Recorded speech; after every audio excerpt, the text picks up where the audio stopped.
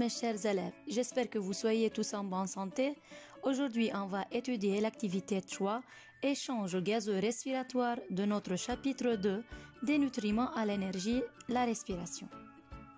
Avant de commencer, n'oubliez pas de préparer votre matériel, un cahier et un crayon, un téléphone ou un portable et votre guide support.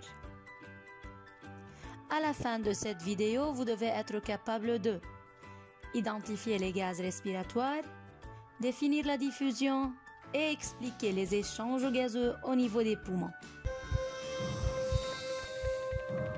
Lorsqu'on inspire, l'air entre dans le nez, puis traverse les voies nasales, le pharynx et le larynx. Il descend par la trachée et atteint les bronches, petites voies respiratoires qui se divisent en voies plus petites, les bronchioles. Aboutissant aux alvéoles, petits sacs fragiles en forme de grappe.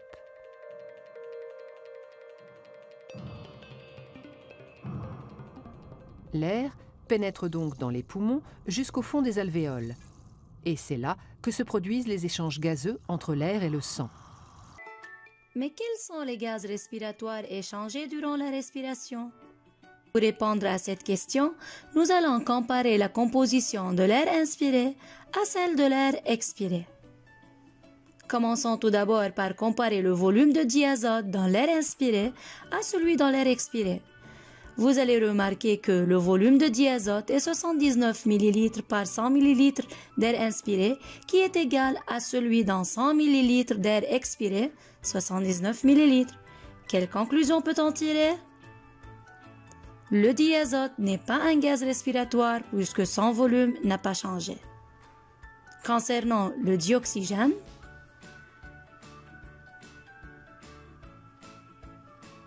le volume de dioxygène est 21 ml par 100 ml d'air inspiré, plus grand que celui pour 100 ml d'air expiré qui est 16 ml.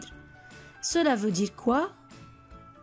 Cela veut dire que durant l'inspiration, notre corps absorbe le dioxygène. Enfin, comparons le volume de dioxyde de carbone dans l'air inspiré à celui dans l'air expiré. Le volume de dioxyde de carbone est 0,03 par 100 ml d'air inspiré, plus petit que celui dans l'air expiré, 5 ml. Cela veut dire quoi? Cela veut dire que notre corps rejette le dioxyde de carbone durant l'expiration. Mais comment se déroulent les échanges gazeux? Les échanges gazeux respiratoires au niveau des poumons sont dus à un phénomène appelé la diffusion, qui représente le passage des particules d'une substance d'un milieu de forte concentration vers un milieu de faible concentration. Comme vous remarquez dans ce document, les particules bleues passent du milieu de forte concentration vers le milieu de faible concentration. Ce document représente un alvéole pulmonaire en contact avec un capillaire sanguin.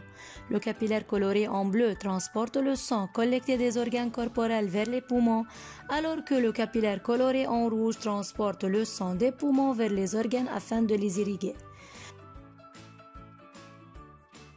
Nous allons comparer la pression de dioxygène dans l'air alvéolaire à celle dans le sang entrant au poumon. La pression de dioxygène dans l'air alvéolaire est 100 mm de mercure, plus grande que celle dans le sang entrant au poumon qui est 40 mm de mercure. Comme conclusion, nous allons remarquer que le dioxygène diffuse des alvéoles vers le sang. Concernant le dioxyde de carbone, nous allons comparer la pression dans le sang entrant au poumon et dans l'air alvéolaire.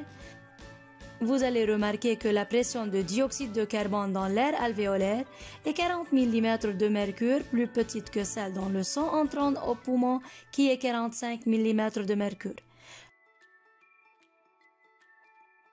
La conclusion, le dioxyde de carbone diffuse du sang vers les alvéoles.